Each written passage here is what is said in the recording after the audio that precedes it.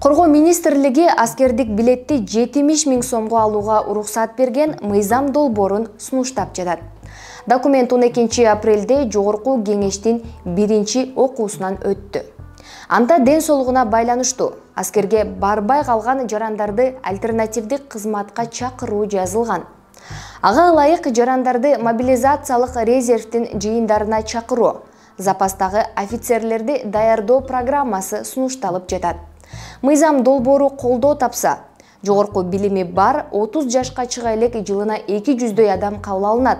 Аларга кенже лейтенант деген биринчи аскердик наам берилет. 30 күндүк окуу үчүн 70 000 сом төлөшүңүз керек.